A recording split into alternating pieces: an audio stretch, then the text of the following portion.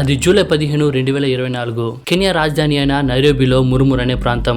ఆ రోజు Monday morning కావడం వలన అందరూ అక్కడ ఉన్న ప్రజలు వాళ్ళ పనులకు బయలుదేరారు. కానీ ఒక వ్యక్తి మాత్రం ఆ ప్రాంతంలో ఉన్న ఒక బార్ లో కూర్చొని బాగా తాగుతూ నెక్స్ట్ ఎవరిని చంపుదామని భయంకరంగా ఆలోచిస్తున్నాడు. అలానే అతను ఒక పెద్ద గ్యాంగ్స్టర్ అని అనుకుంటే అది పొరపాటు అని చెప్పాలి. ఒకప్పుడు అమెరికాలో టెడ్ బండి అని పేరు వింటేనే ప్రజలు ఏ విధంగా ఉనికిపోతారో అదే విధంగా కెన్యా ప్రజలు కొలిన్స్, జుమైసా, కలుషా అని పేరు వింటేనే ఉనికిపోతున్నారు. అలా అంతగా భయపడడానికి కారణం ఏంటంటే ఆ కొలిన్స్ అనే వ్యక్తి 1 కాదు 2 కాదు 42 అమ్మాయిలని చెప్పి ముక్కలుగా కోసి ఒక పాలిథిన్ కవర్ లో వేసి ఆ యొక్క డెడ్ బాడీని పక్కనే ఉన్న క్వారీలో పడేశాడు. ఎవరు ఈ కొలిన్స్ 42 అమ్మాయిలను అంత దారుణంగా చంపి ఆ క్వారీలో పడేయడానికి కారణం ఏంటి, చివరకు పోలీసులు ఏ విధంగా అతన్ని పట్టుకున్నారు అనేది ఈ రోజు మనం ఈ వీడియోలో చూడబోతున్నాం. ఈ వీడియోలో వెళ్ళక ముందు ఇప్పటి వరకు మన ఛానల్ ను సబ్స్క్రైబ్ చేయకపోతే సబ్స్క్రైబ్ చేసుకోండి. అప్పుడే నేను అప్లోడ్ చేసే క్రైమ్, థ్రిల్లింగ్, మిస్టరీ అనే వీడియోస్ మీకు నోటిఫికేషన్ గా వస్తుంది. నేను మీ Dinesh, welcome to detective DJ.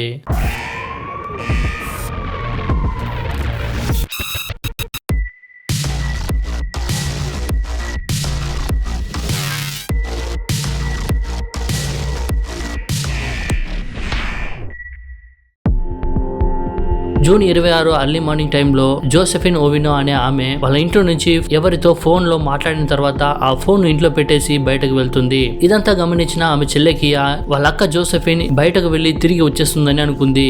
అలా సమయం మాత్రమే గడుస్తుంది. కానీ ఉదయకాలం ఇంటి నుంచి బయటకు వెళ్లిన జోసెఫిన్ సాయంత్రం వరకు ఇంటికి తిరిగి రాలేదు.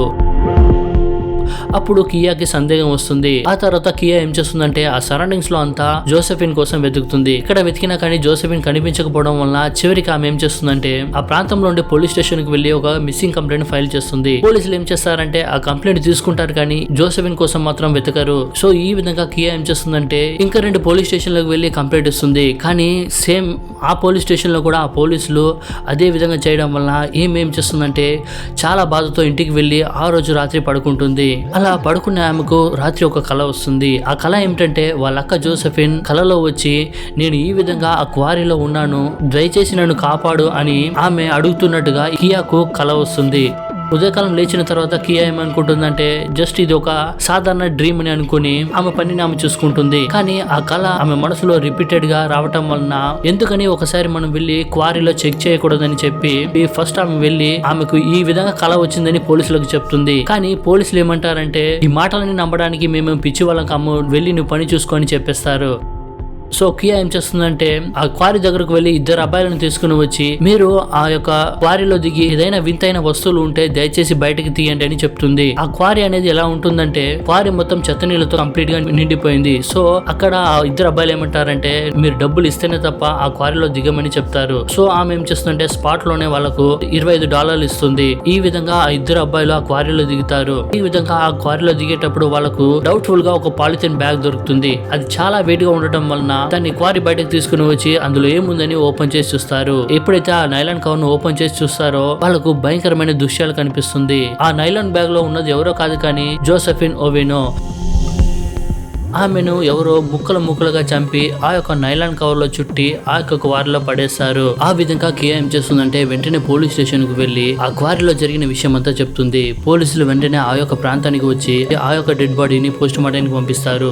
అది మాత్రమే కాదు వాళ్ళకు ఇంకా డౌట్ వస్తుంది. అదేమిటంటే ఆ క్వారీలో ఇంకా ఏదైనా దొరుకుతుందేమో అనేసి ఇంకా 3 ఆ యొక్క క్వారీలో దిగమని చెప్తారు. ఎప్పుడైతే ఆ 3 ఆ క్వారీలో దిగుతారో ఇంకా భయంకరమైన విషయాలు బయటపడింది. అలా ఆ క్వారీలో దిగిన వాళ్ళు ఇంకా 8 నైలాన్ బ్యాగ్లను బయటకు తీస్తారు. ఆ బ్యాగ్లను బయటకు తీసి ఓపెన్ చేసేటప్పుడు అందులో నుంచి భయంకరమైన కంపుతో పాటు కుళ్ళిపోయిన డెడ్ బాడీస్ కనిపించింది. సో ఆ యొక్క డెడ్ బాడీస్ అంతా కుళ్ళిపోయి ఉండడం వలన అది మేలా ఫీమేలా అనేది వాళ్ళు కరెక్ట్ గా చెప్పలేకపోయారు. ఈ యొక్క డెడ్ బాడీస్ ని కూడా వాళ్ళు పోస్ట్ మార్టం కి పంపించారు. ఎప్పుడైతే ఈ విషయం అంతా మురుముర్ ప్రాంతంలో ఉన్న వాళ్ళందరికీ తెలిసిందో అక్కడున్న ప్రజలంతా గుంపులుగా ఆ యొక్క క్వారీ దగ్గరకు వచ్చేసారు. అది మాత్రమే కాదు చాలా రోజుల నుంచి కొంతమంది అమ్మాయిలు మిస్ అయ్యారని కూడా చెప్పారు.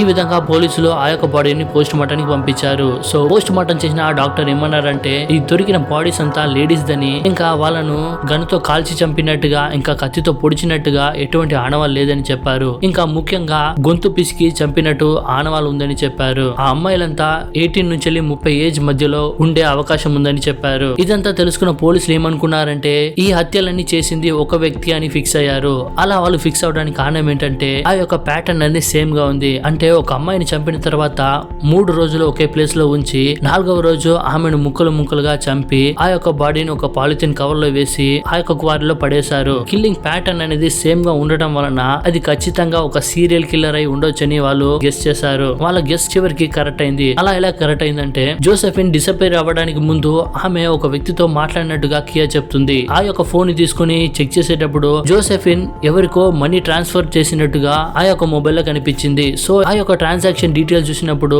ఆ వ్యక్తి కూడా ఆ ప్రాంతానికి చెందిన వాడని తెలిసింది. సో పోలీసులు ఒకవేళ ఆ వ్యక్తిని పట్టుకుంటే ఏదైనా క్లూ దొరుకుతుందేమని అతన్ని వెతికారు. ఆ యొక్క వ్యక్తి ఇల్లు పక్కనే ఉండటం వలన బహుశా ఇంట్లో ఉంటాడేమనేసి ఇంటికి వెళ్లి చూశారు.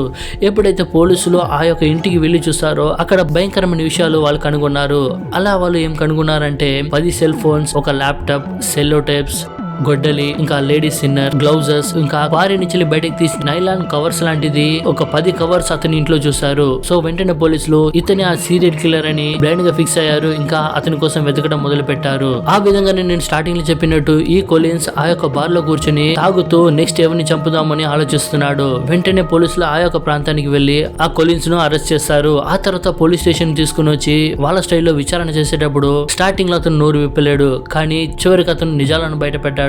అలా నిజాలు బయట పెట్టిన తర్వాత ఆ యొక్క కెన్యానే షాక్ అయిందని చెప్పాలి. అలా అతను ఏం చెప్పాడంటే నేను గడిచిన 2 సంవత్సరాలుగా 42 అమ్మాయిలను చంపాను, ఇంక్లూడింగ్ మై వైఫ్ అని చెప్పాడు. సో ఇది విన్న పోలీసులకు దిమ్మ తిరిగిపోయింది. అలా అంత ఘోరంగా అమ్మాయిలను చంపడానికి కారణం ఏంటి అని అడిగేటప్పుడు అతను ఏమంటే ఇదంతా ఎలా మొదలైందో నేను చెప్తానని చెప్పడం మొదలు పెట్టాడు. అతని ఫస్ట్ మర్డర్ అతని వైఫ్ అని చెప్పాడు. అతని వైఫ్ ను చంపడానికి కారణం ఏంటి అని అడిగేటప్పుడు అతను ఏమన్నాడంటే ఆమె పనికి పోకుండా ఇంట్లోనే ఎప్పుడు కూర్చొని ఉండేది. సో నాకు ఆమెకు ఎప్పుడు గొడవ వస్తూనే ఉండేది. సో ఒకసారి గొడవ రావడం వలన ఆమె గొంతు పిసికి నేను చంపేశానని చెప్పాడు. ఇంకా మిగిలిన అమ్మాయిలను ఏ విధంగా టార్గెట్ చేశావు, ఇంకా వాళ్ళను ఎలా చంపామని అడిగేటప్పుడు అతను ఏమన్నాడంటే యాక్చువల్లీ నేను సిమ్ కార్డులను అమ్మే పనిలోనూ ఉన్నానని చెప్తాడు. మనం రోడ్డు మీద వెళ్తుంటే కొంతమంది రోడ్డు పక్కన ఇంకా చెట్టు కింద కూర్చొని సిమ్ కార్డులను ఏ విధంగా అమ్ముతారో అదే విధంగా ఇతను కూడా సిమ్ కార్డ్ అమ్మే పనిలోనూ ఉన్నాడు.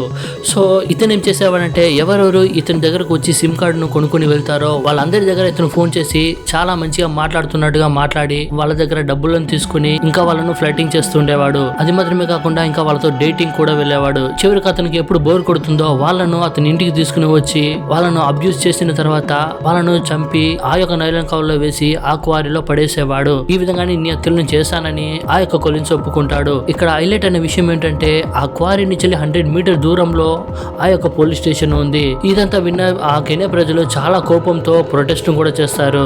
గవర్నమెంట్ ను ఇంకా పోలీసులు కూడా తిట్టారు. వాళ్ళు అలా తిట్టడానికి కారణం ఏంటంటే ఆ క్వారీ పక్కనే ఆ పోలీస్ స్టేషన్ ఉండడం వలన ఇన్ని విషయాలు పోలీసులకు తెలియకుండానే జరిగి ఉంటుందా అని వాళ్ళు సందేహంతో అలా చెప్పడం మొదలు పెట్టారు. ఇన్ని మర్డర్స్ కు పోలీసులకు సంబంధం ఉందని ప్రజలు పోరాటం చేశారు. ఈ విధంగా ఈ కేసు అనేది ఇంకా నడుస్తూనే ఉంది. కెన్యా గవర్నమెంట్ ఏమంటుందంటే ఇతను ఒక సైకోపాత్ సీరియల్ కిల్లర్, ఇతనికి మానవుల యొక్క ప్రాణం అంటే విలువ లేదని చెప్పారు. సో రిలేటివ్స్ 42 అమ్మాయిలను చంపిన గొలిన్స్ కు ఎటువంటి శిక్ష పడాలి, పోలీసులకు ఆ మర్డర్స్ కి ఏమైనా సంబంధం ఉందా, ఈ మీ యొక్క పాయింట్ ఆఫ్ వ్యూ కామెంట్ లో చెప్పండి. ఈ వీడియో నచ్చితే లైక్ చేయండి. ఇలాంటి మరిన్ని వీడియోస్ కోసం తప్పకుండా ఛానల్ సబ్స్క్రైబ్ చేసుకోండి. మళ్ళీ ఒక ఆసమైన వీడియోతో మీ ముందుకు వస్తాను. Until then bye.